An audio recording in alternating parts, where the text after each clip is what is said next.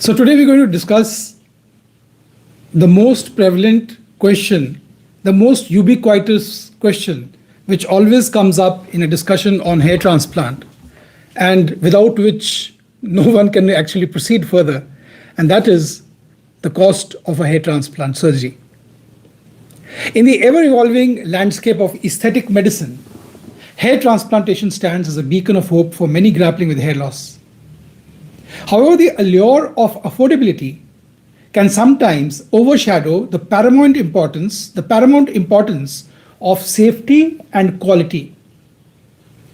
This narrative, the talk that I'm going to give to you in the morning, it goes into the often overlooked repercussions of opting for a low-cost hair transplant procedure. Recently, a member of my staff, a lady staff member, having worked with me for about 3 or 4 years, got enticed by the prospect of better opportunities and transitioned to a local clinic, a clinic which is known for its high volume, low cost hair transplant services, in short, a hair mill. And many people who are in the know of Chandigarh and northern India will be very well aware of which clinic I'm talking about. And within days of her having joined that clinic, disillusion set in. Disillusionment. Because she was seeing every day, it was so hectic, and she was seeing cases being done in such a manner which was not done in my clinic, where the first clinic that she joined in. When she came back, she recounted scenes of chaos. Over 5 procedures being conducted simultaneously in the same hall. A small setup, but with many cases. Patients coming, booking at the same moment and going away after the hair transplant. And cases going on 24/7, night duty shifts.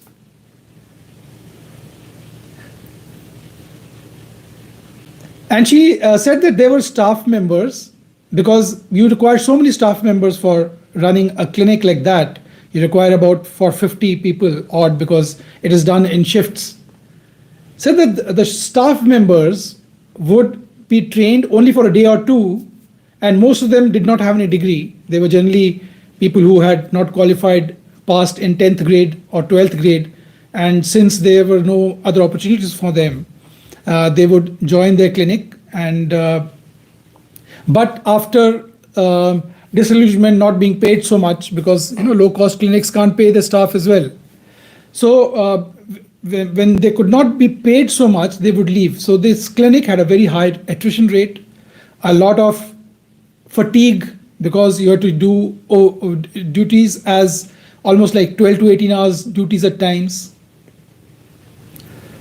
So the high attrition rate meant that inexperienced hands were entrusted with intricate procedures, and this compromised the patient safety and outcomes. And if something happens in such clinics, both the doctor will run away, and the staff will be held responsible. So therefore, there's a lot of stress in patients, not patients, because patients are oblivious of the fact they come seeking a discount. But there's a lot of risk in running such a clinic, both for the doctor as well as the staff doing the procedure, because it is a criminal offense to do a surgical procedure when you are not qualified enough to do that procedure. So it is not that the doctor only will be responsible if something happens, if a fatality happens. Even the staff doing the procedure will be roped in. And the police is very good, at least the Punjab police is very good at doing that. So she came back disheartened. She returned, bringing with her tales that underscore the perils of prioritizing cost over competence. And I continue to hark upon this topic time and again every few months on the cost of hair transplant, that yes, everybody can't seek out a hair transplant which is unaffordable. But then you should do your research. There are clinics out there who do procedures at an affordable price, safe procedures at an affordable price. The problem happens when we go out seeking discounts which are impractical. You yourself take a deep breath, think over why the doctor can offer you a hair transplant for 30 to 40,000 rupees. per procedure, per extensive grade of wildness procedure. It's not humanly impossible. Even a laborer who comes to construct a wall will charge more. So there is something amiss, which we miss the woods for the trees, and then we fall into problems. So this brings us to the psychology of bargain hunting. Psychology of bargain hunting is a good term. Psychology of bargain hunting in medical procedures, and especially surgical procedures, because other procedures related to medicine are regulated by state law, how much one can charge, how much one cannot charge. But in hair transplant surgery, there's a wide chasm which has not been bridged. Anybody can charge anything. You can charge 10,000 rupees for a whole procedure, 20,000, 30,000, can go up to 5 lakhs, 10 lakhs. If you're abroad in the United States of America, it can go up to 25,000 to 40,000 dollars per procedure. So the human nature is intrinsically drawn to bargains. We all know that. We also like to go bargain hunting. Whenever we see a 50% discount in a mall, by instinct, we are compelled to go there. Because the thrill of securing a deal often eclipses rational judgment, especially when the procedure is marketed as a routine or akin to a salon procedure, as hair transplant is today. However, this commodification of medical intervention, of which hair transplant is one, blurs the line between consumer goods and surgical procedures, leading individuals to underestimate the complexities and risks involved in surgical procedures. Anything can go wrong. See, the types of medications that are being given can cause anaphylaxis. There can be a problem midway. If a doctor is not trained enough, the team is not trained enough, we're doing multiple procedures. If, God forbid, a complication happens, how is it going to be managed? So this is the problem. So in the realm of hair transplantation, the adage, you get what you pay for, holds profound truth. There's a lot of truth in this. That whatever you pay for, you will get. There are no free lunches. There are no discounts actually. The discounts will always be made up in one way or the other. So lowering costs necessitates compromises, always and every time. Whenever there is lower cost, be it in clothes at the mall or in hair transplant here, there will always be some cutting of services. Employing less experienced personnel, utilizing subpar equipment, cutting corners in sterilization and post-operative care. This low-cost model is reminiscent of the retail strategies where profit is driven by volume, transforms a meticulous medical procedure into an assembly line operation, and jeopardizes patients' well-being. If you go, see, it's not a commodity. Hair transplant is not a commodity. If you compare, say, a bottle of Coca-Cola, I can understand. You're having a Coca-Cola bottle in a 7-star hotel, a resort, and it costs you about, say, $10. The same Coca-Cola bottle will cost you 50 cents just outside in the stall across the street from your 7-star resort, from your hotel where you're staying. But it's the same quality, it's the same Coca-Cola bottle. It's a commodity. Now, hair transplant is not like that. You remove hair transplant procedure from one place, a clinic which does safe procedures under good supervision of a doctor, or a doctor does his own procedure, shift the same hair transplant to another clinic where only technicians are doing the procedures, only they call the shots. It's not the same commodity. So hair transplant, what I mean to say, is not a commodity. It is a surgical skill. It is a medical procedure, a surgical procedure, which in wrong hands can go wrong. Whereas a bottle of Coca-Cola will remain the same Coca-Cola bottle, whether sold in a 7-star resort or sold in a by a hawker just across the street. So this differentiation is important to understand. So then we come on to the risks of cost cutting, the domino effect, so to say. So clinics are aiming to minimize expenses often employ inadequately trained staff. This lack of expertise can lead to improper graft placement. It can cause unnatural hairlines. It can even irreversibly damage the scalp. And also, the donor area, which is our resource, the only resource for future hair transplants as we progress down the years, and baldness progresses also. So this can also be over-harvested, and it plays merry hell with your future objectives of getting a head full of hair, retaining a head full of hair for the rest of your life. So it is very important that qualified people who are trained, who are not fly-by-night operators, should be doing the procedure.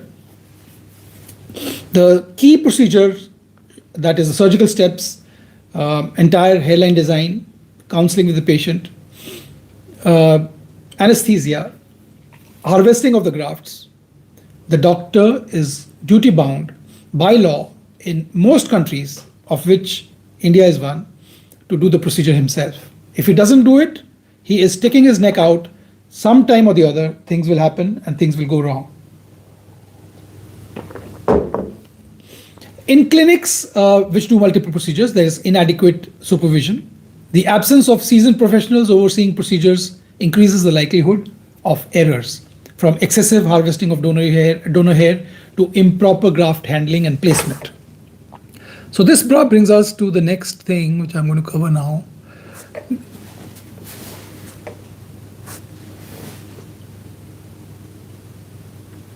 Yeah, the cost. So the cost constraints. We all seek load discounts, and we all seek that whatever commodity we buy or whatever skill we buy, procedure we buy, we do window shopping. We do look for procedures which are low in cost. We take second opinions. But I'm not saying that you don't do it. Everybody can't afford 500,000 rupees hair transplant surgery. But do your research, meet the doctor, go see his clinic, spend time in his clinic the whole day, see the environment, how things are going on, what is the rush, what's the crowd, you can overhear people talking, because a doctor can't stop free flow of traffic in his hospital. So you come to know whether this is a questionable clinic or this is a clinic where you can rely on. There are such clinics which are good clinics all over the world. I'm not saying my clinic only, you come to me for a hair transplant. If you're in Pune, there must be a good clinic in Pune. If you're in Bombay, there must be other good clinics in Bombay. Chennai also has good clinics. Delhi has good clinics. But it is the onus lies on you to do the research. It doesn't lie on the doctor or the clinic. The whole reason for existence of these clinics is to make a profit today. It is their dharma that to get maximum patients and increase the revenue. Where this karma lands up is another matter, but it is your duty bound to research properly where to go for your hair transplant. Another very important point about going to unqualified clinics which are heavy loads, is that the doctor, once your procedure is done, is not going to be able to recognize. Next day when you come for the dressing, he won't even recognize your face. He'll have to check what was done. And see, hair transplant is a very customized thing. When you get a hair transplant done, every patient is not the same. It's not that you cover the bald area, shift one graft to the other. It's not mechanical. It's a whole protocol. It's a whole plan of doing things. Baldness is progressive. It is not that you have come to the clinic at your final stage of baldness. Baldness is still continuing. And if you're 25 years of age, baldness is still evolving. And if you have a strong family history of baldness, God forbid, is going to evolve even more. So you have to build strategies around your hair loss. The doctor has to be competent enough and not greedy enough so that he makes a strategy for you, not only to seek you out as a profit-making thing that he takes out, bleeds you for all the money and then says goodbye, doesn't pick up the phone at all. So my patients who come to me are with me for almost like 10, 15 years. I keep guiding them about when to continue medication, when to stop, when to upregulate, and so many other things. You continue to share with your patients. This patient relationship, doctor-patient relationship, is very important if you have to fight this battle of baldness in the long term. Otherwise, you will be defeated in this battle immediately after about 1 or 2 years after the result that you initially got starts to fade away. So comprehensive postoperative care, hair transplant is not all. So comprehensive postoperative care is crucial for optimal results. However, budget clinics may forego follow-up appointments, leaving patients without guidance during the critical healing phase. And on my YouTube channel, if you scar it, you will see that there are so many patients abandoned by the clinics, the doctors, immediately after 1 week or 2 weeks, and they are seeking out the care that they are supposed to do. And many times I can't help them because I don't know anything about them, because care is different for different people. So this is a very, very shoddy way of doing things, doing multiple procedures in a single day. But I don't know, I can't wrap my head around it. But there are people, the clinics which have, reputable clinics which are going this way, again, still started doing 5, 6, tens of cases in a day. But everybody has its own comfort level, his own ethics, his own morals to uphold, his own conscience to report to at the end of the day. So I am keeping myself away from this profit-seeking venture. I would rather do 1 case in a day and do it myself and sleep peacefully at night. God has been kind and I don't need to do all this. So while the initial financial outlay for a hair transplant, that is a low-cost hair transplant, may seem appealing, the subsequent expenses, both monetary and emotional, can be substantial. If your baldness progresses, if your donor area has been over-harvested, going in for body hair will be very costly. Going in for repeat procedures, corrective procedures is going to be very, very expensive. If a procedure costs you 30,000 rupees, you can make sure that your revisions will land you up with a bill of 2 lakh rupees, 200,000 INR. And that's not all. Look at the emotions. Look at the loss in social time. Look at the loss in travel up and down. Look at the wasted man hours. Look at the emotions that was spent, and then you will know the real price of a bad hair transplant. The real price of bad hair transplant is not what is listed on the website. It is an intangible amount which you realize only after the procedure is done, and then there is no going back, because you cannot set the clock back. If your over-harvesting has been done, you cannot set it right. So medical professionals bear the responsibility of placing patient welfare above profit margins. The trend of commodifying hair transplants undermines the principle, reducing patients to mere numbers in a profit-driven model. Upholding ethical standards necessitates transparency, informed consent, and a commitment to excellence. So to conclude, in the pursuit of restoring one's hair and confidence, it is imperative to recognize that quality should never be compromised for cost. A successful hair transplant hinges on the expertise of the surgeon and his team, the quality of care, the integrity of the clinic. As the saying goes, the bitterness of poor quality remains long after the sweetness of low price is forgotten. Very appropriate. So choose wisely, for your well-being is invaluable. Thank you for watching. If you have any questions, please let me know. If you haven't subscribed yet, please do, because your engagement with us, with me at Darling Buds Clinic, keeps the motivation up, keeps the spirits high, and makes me make more non-profit videos, honest videos for your well-being, so that you can research properly and then select your clinic when you're well informed. Never select a clinic at a whim, at a fancy, because of the low discounts that they offer. Have a nice day and God bless you.